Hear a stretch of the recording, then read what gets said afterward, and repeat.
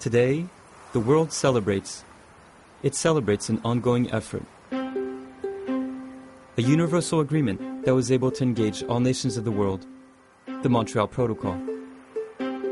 25 years ago, governments united to tackle an invisible environmental problem, the depletion of the ozone layer. Today, from east to west, the world commemorates this global call for action.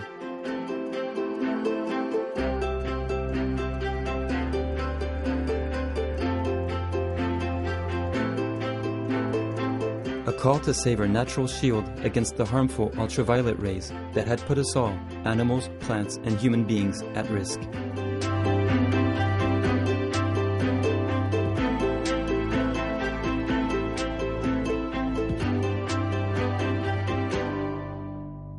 This is the story of the Montreal Protocol.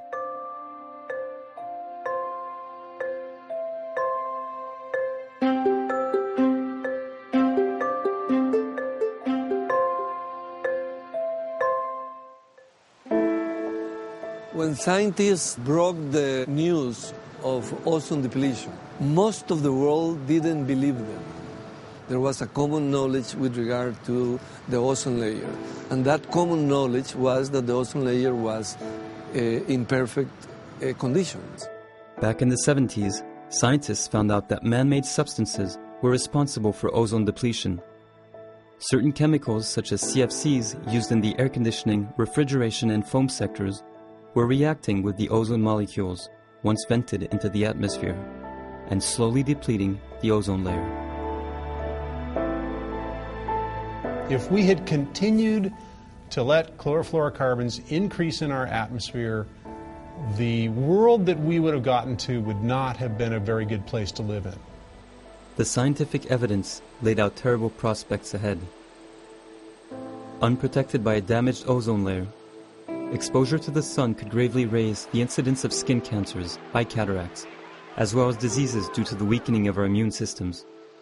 The impacts on crops could affect production outputs, with skyrocketing prices of commodities. Natural ecosystems would also suffer, the birds in the sky, the fish in the sea. Ultraviolet rays inhibit the growth of plankton, affecting the food supply chain of thousands of ocean species. At first, the denial of the early scientific findings delayed the action of the international community. A decade later, another surprising discovery made this reality difficult to ignore. Year after year, the ozone concentration in the stratosphere over Antarctica was reaching lower and lower levels, what came to be known as the ozone hole. In retrospect, that was a really good thing to call it, because an ozone hole must be bad. The hole had to be filled in. It was difficult to turn the foreseen nightmare around, but an instrumented global action to protect the ozone layer was possible due to its scientific basis and strong political will. The dream of gathering the international community to tackle the problem with a lot of work and effort could then become a reality. In 1985, 24 nations signed the Vienna Convention, agreeing on a more effective cooperation on legal, technical, and scientific issues required for the protection of the ozone layer. This paved the way to the signing of the Montreal Protocol in 1987, a treaty that agreed to set strict schedules by which the production and consumption of ozone-depleting substances such as CFCs would be gradually phased out.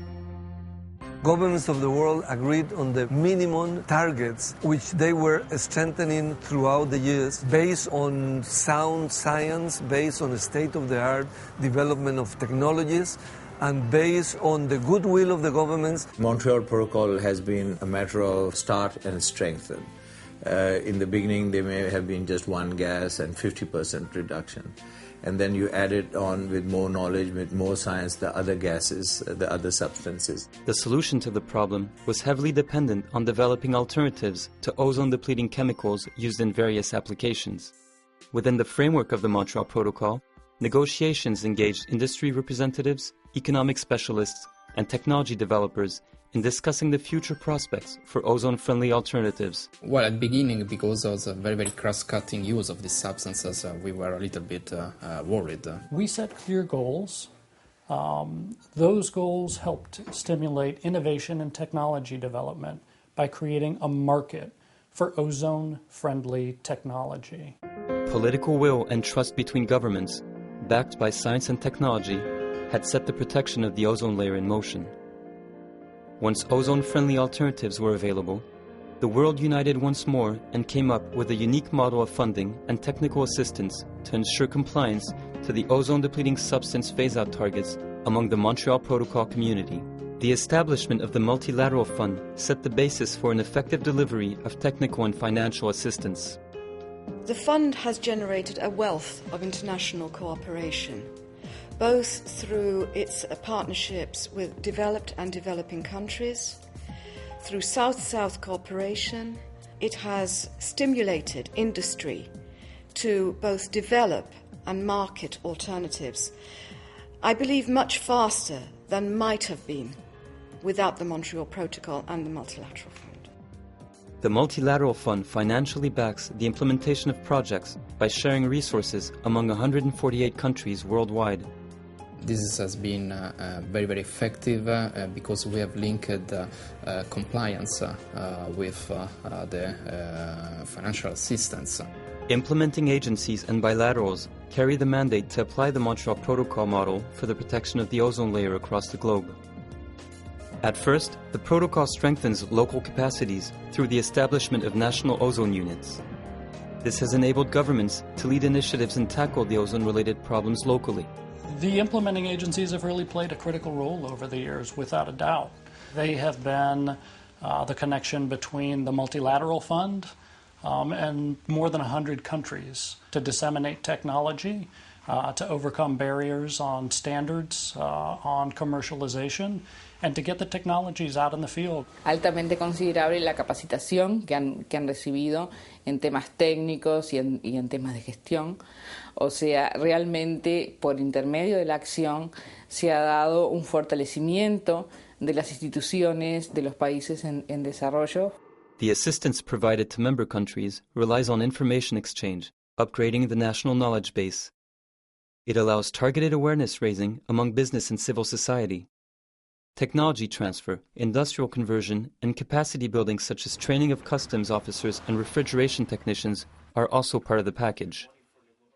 Implementing agencies and countries work closely together to find common ground when applying international solutions to national realities.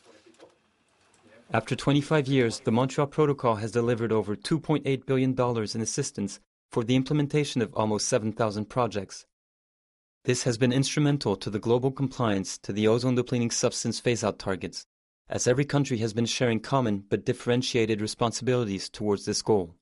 E vou ressaltar aqui uma característica muito especial do Protocolo de Montreal, porque se é possível ter os resultados que nós tivemos no Brasil e estamos tendo em outros países do mundo, é porque esse protocolo também envolveu diretamente a sociedade e o setor produtivo. อันนี้เนี่ยเราได้ดำเนินการในหลายๆทางด้วยกันในเรื่องของกฎหมายในเรื่องของการใช้มาตรการในการลดโควต้าลงมาทีละปีอย่างต่อเนื่องนะครับแล้วก็ยกเลิกการใช้ในที่สุดนะครับ Ha demostrado que se puede hacer económicamente, que las industrias o la agricultura no cierra masivamente, que más bien pueden aprender a rebajar costos, pueden aprender a gerenciar mejor el manejo de los insumos y eso los torna en ecocompetitivos. Industries, research institutes like ministries, consumers have contributed immensely to the ODS phase-out program of the Montreal Protocol.